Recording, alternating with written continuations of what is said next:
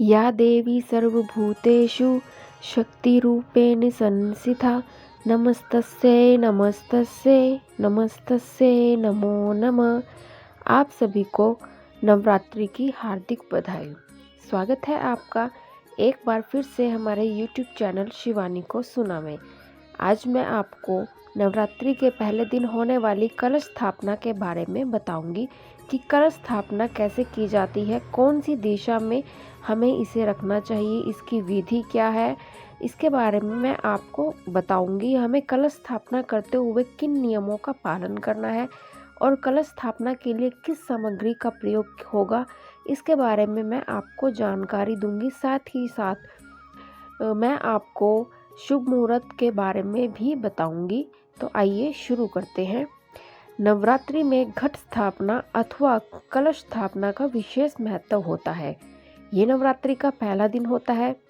प्रतिपदा तिथि को शुभ मुहूर्त में पूरे विधि विधान के साथ घट स्थापना की जाती है। कलश स्थापना में कुछ विशेष बातों का ध्यान रखना चाहिए।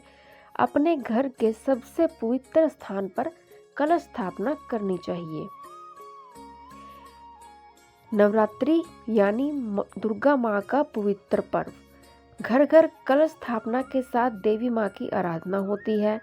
नवरात्रि में घट स्थापना अथवा कलश स्थापना का एक विशेष महत्व है। ये नवरात्रि का पहले दिन होता है। आइए जानते हैं कि कलश स्थापना के लिए सही दिशा कौन सी है। ज्योतिष के अनुसार कलश स्थापना में कुछ विशेष बातों का ध्यान रखना चाहिए। अपने घर के सभी पवित्र स्थान पर कलश स्थापना करनी चाहिए। पवित्र स्थान जैसे पूजा घर या फिर ईशान कोण माना गया है। ईशान कोण यानी नॉर्थ ईस्ट वाला स्थान। घर के इस स्थान को साफ कर लें और वहां माँ दुर्गा का चित्र लगाएं और फिर वहां कलश स्थापना करें। सबसे अच्छी दिशा होती है उत्तर पूर्व की दिशा। कलश ऐसे रखें कि उसका मुख उत्तर पूर्व दिशा की ओर रहे। यदि उत्तर पूर्व की दिशा नहीं मिल पाती है तो आप उत्तर दिशा या पूर्व दिशा की ओर कलश की स्थापना कर सकते हैं। ये दिशा सबसे पवित्र और प्रभावशाली मानी जाती है। इस दिन कलश स्थापना करते हुए आपको कौन से मंत्र का जाप करना है? वैसे तो बहुत सारे मंत्र हैं जिनका आप जाप कर सकते हैं। जो मंत्र आपको याद है उनका जाप करें, या फिर एक सरल मंत्र ऐसा भी है जिसका जाप करने से माँ दुर्गा आपकी हर मनोकामना पूरी करेगी, जो कि इस प्रकार है। ओम ही दुर्गाय नमः। इस मंत्र का प्रतिदिन 21 माला जाप करना चाहिए। इस मंत्र को आपको जाप करने से बहुत लाभ मिलेगा। माँ दुर्गा प्रसन्न होगी और आपके सभी कष्टों को दूर करेगी। अब मैं आपको कलश स्थापना की सबसे सरल और प्रमाणिक विधि के बारे में बताऊंगी और कलश स्थापना के लिए जो भी सामग्री यूज़ होगी उसके बारे में मैं आपको बताऊंगी। तो पहले मैं आपको बताती हूँ कलश स्थापना के लिए आवश्यक सामग्री कौन सी है। सबसे पहले जौ बोने के लिए मिट्टी का पात्र चाहिए। साफ मिट्टी लेनी है। मिट्टी का एक छोटा घड़ा, कलश को ढकने के लिए मिट्टी का एक ढक्कन, गंगाजल, सुपारी, 1 या 2 रुपए का सिक्का, आम की कुछ पत्तियाँ, अक्षत, कच्चे चावल, मोली, कलावा, रक्षा सूत्र। ये तीनों एक ही चीज़ है। जौ, इत्र, फूल और फूल की माला, नारियल, लाल कपड़ा, चुन्नी, लाल चुन्नी लेनी है, दुर्वा लेनी है। कलश स्थापना की विधि क्या होगी? नवरात्रि में कलश स्थापना देवी देवताओं के आह्वान से पूर्व की जाती है। कलश स्थापना करने से पूर्व आपको कलश को तैयार करना होगा, जिसकी संपूर्ण विधि मैं आपको बताती हूँ। सबसे पहले मिट्टी के बड़े पात्र में थोड़ी सी मिट्टी डालें, उसमें ज्वारे के बीज डालें। अब इस पात्र में दोबारा थोड़ी सी मिट्टी डालें और फिर बीज डालें। इसके बाद सारी मिट्टी पात्र में डाल दें और फिर बीज डालकर थोड़ा सा जल डालें।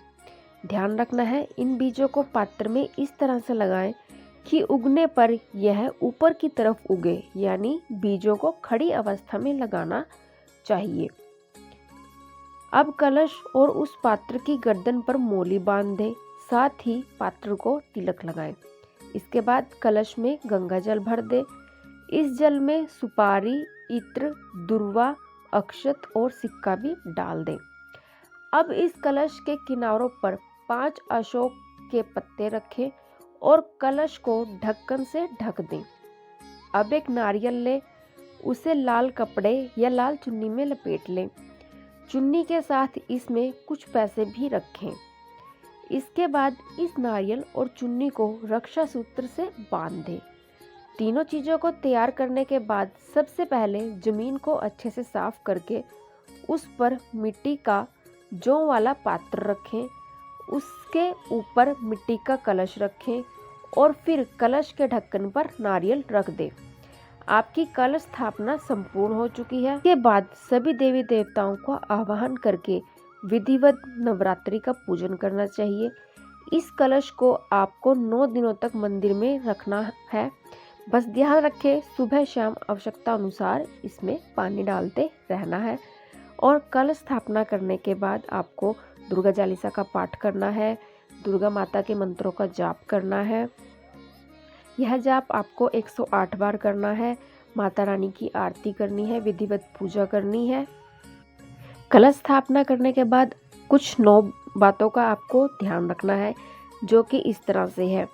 देवी को लाल रंग के वस्त्र, रोली, लाल चंदन, सिंदूर, लाल साड़ी, लाल चुनरी, आभूषण तथा खाने पीने के सभी पदार्थ जो लाल रंग के होते हैं वही अर्पित करें। माता का आशीर्वाद पाने के लिए नवरात्रि के दौरान रोज ही श्लोक की स्तुति करनी चाहिए, जो कि इस प्रकार है। या देवी सर्वभूतेषु श्रद्धा रूपेण संस्थिता नमस्तस्यै नमस्तस्यै नमस्तस्यै नमो नमः। इस मंत्र के साथ नवरात्र के पहले दिन अपराह्न में घट स्थापना यानी पूजा स्थल में तांबे या मिट्टी का कलश स्थापना किया जाता है, जो लगातार 9 दिनों तक एक ही स्थान पर रखा जाता है। घट स्थापना के लिए दुर्गा जी की स्वर्ण अथवा चांदी की मूर्ति उत्तम होती है। अगर ये उपलब्ध ना हो तो मिट्टी की मूर्ति लेनी चाहिए जिसको रंग आदि से चित्रित किया गया हो। घट स्थापना हेतु गंगा जल, नारियल, लाल कपड़ा, मोली, रोली, चंदन, पान, सुपारी, धूप बत्ती, घी का दीपक, ताजे फल, फल माला, बेलपत्रों की माला, एक थाली में साफ चावल रखें। घट स्थापना के स्थान पर केले का खंबा, घर के दरवाजे पर बंधनवार के लिए आम के पत्ते, तांबे या मिट्टी का एक घड़ा, चंदन की लकड़ी, हल्दी की गांठ, 5 प्रकार के रत्न रखें। दिव्य आभूषण देवी को स्नान के उपरांत पहनाने चाहिए। देवी की मूर्ति के अनुसार लाल कपड़े, मिठाई, बताशा, सुगंधित तेल, सिंदूर, कंघा, दर्पण, आरती के लिए कपूर, 5 प्रकार के फल, पंचामृत जिसमें दूध, दही, शहद, चीनी और गंगाजल हो, साथ ही पंचगव्य जिसमें गाय का गोबर, गाय का मूत्र, गाय का दूध, गाय का घी और गाय का दही पूजा सामग्री में रखना आवश्यक है। घट स्थापना के दिन ही जौ, तिल और नवान बीजों का बीजानी यानी एक मिट्टी की परात में हरेला भी बोया जाता है, जो माँ पार्वती यानी शैलपुत्री को अन्नपूर्णा स्वरूप पूजने के विधान से जुड़ा है। अष्टमी व नवमी को इसको काटा जाता है। केसर के लेप के बाद सबके सिर पर इसे रखा जाता है। नवदुर्गाओं को लाल वस्त्र, आभूषण और नैवेद्य प्रिय है, अतः उनको पहनाने के लिए रोज नए रंगीन रेशम के वस्त्र, आभूषण, गले का हार, हाथ की चूड़ियाँ, कंगन, मांग टीका, नथ, कर्णफूल अवश्य रखें। श्रृंगार का सामान कह सकते हैं कि आप हमेशा रखें नव पूजा के समय, और फिर ये श्रृंगार का सामान नवमी करने के बाद आप पास के किसी मंदिर में दे दें। ये सभी सामग्री 9 दिन नव दुर्गाओं को पूजा के दौरान समर्पित करनी चाहिए।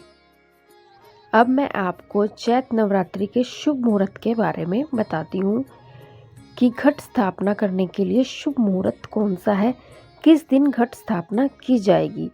चैत्र नवरात्रि की शुरुआत 22 मार्च दिन बुधवार से हो रही है। इससे पूर्व ही पंचक लग रहा है। 19 मार्च को रविवार के दिन पंचक लग रहा है। रविवार को प्रारंभ होने वाला पंचक रोग पंचक कहलाता है। 22 मार्च को चैत नवरात्रि का पहला दिन है और पूरे दिन पंचक है। अब लोगों के मन में सवाल है कि रोग पंचक में चैत नवरात्रि की कलश स्थापना कैसे होगी। चैत नवरात्रि की कलश स्थापना करने के लिए कौन सा शुभ मुहूर्त है और कौन सा अशुभ मुहूर्त है, किसमें पूजा करनी चाहिए और किसमें पूजा करने की मनाही है। पंचांग के अनुसार चैत माह के शुक्ल पक्ष की प्रतिपदा तिथि को नवरात्रि शुरू होती है। पहले दिन सबसे पहले कलश स्थापना करते हैं, फिर मां शैलपुत्री की पूजा होती है। इस साल 22 मार्च को रात 8:20 पर प्रतिपदा तिथि है। इस वजह से कलश स्थापना 22 मार्च को होगी। पंचांग के अनुसार घट स्थापना का जो मुहूर्त है वो 22 मार्च 2023 दिन बुधवार को है। यह मुहूर्त सुबह 6:23 से शुरू होकर 7:32 सुबह तक रहेगा। घट स्थापना मुहूर्त प्रतिपदा तिथि को आता है। घट स्थापना मुहूर्त द्विस्वभाव मीणा लगन के दौरान आता है। इस दिन प्रतिपदा तिथि प्रारंभ होगी 21 मार्च 2023 को रात्रि 10:52 पर और यह तिथि का समापन होगा 22 मार्च 2023 को रात्रि 8:20 पर। मीणा लगन का प्रारंभ होगा 22 मार्च 2023 को 6:23 पूर्वाह्न में और इसकी समाप्ति होगी 22 मार्च 2023 को 7:32 सुबह। अब मैं आपको बताती हूँ कि चैत की नवरात्रि किस दिन पड़ रही है। चैत प्रथम नवरात्रि प्रथम दिन 22 मार्च 2023 को होगा। इस दिन घट स्थापना होगी और माता शैलपुत्री की पूजा होगी। दूसरा नवरात्रा पड़ रहा है 23 मार्च को। इस दिन माँ ब्रह्मचारिणी की पूजा होगी। तीसरा नवरात्रा होगा 24 मार्च को, जिस दिन माँ चंद्रघंटा की पूजा होगी। चौथा नवरात्रा होगा 25 मार्च को। इस दिन माँ कुष्मांडा की पूजा होगी। पांचवें दिन 26 मार्च को होगा। इस दिन माँ स्कंद माता की पूजा होगी। छठा नवरात्रि 27 मार्च को होगी। माँ कात्यायनी की इस दिन पूजा होगी। सातवां दिन 28 मार्च सप्तमी तिथि होगी। काल रात्रि की इस दिन पूजा होगी। आठवां दिन 29 मार्च को होगा। इस दिन अष्टमी होगी और इस दिन माँ महागौरी की पूजा होगी और इस दिन महाअष्टमी भी होगी। 30 मार्च को नवरात्रि का 9वां दिन है। इस दिन नवमी है।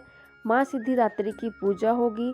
दुर्गा महानवमी होगी। रामनवमी इस दिन होगी और चैत नवरात्रि का 10वें दिन नवरात्रि व्रत का पारण किया जाएगा। तो यह थी नवरात्रि के बारे में कुछ विशेष जानकारी। अगर जानकारी अच्छी लगी हो, चैनल को लाइक, शेयर और सब्सक्राइब जरूर करें। एक प्यारा सा कमेंट करें। आशा करती हूँ कि माता दुर्गा आपकी सभी मनोकामनाएं पूर्ण करें। धन्यवाद।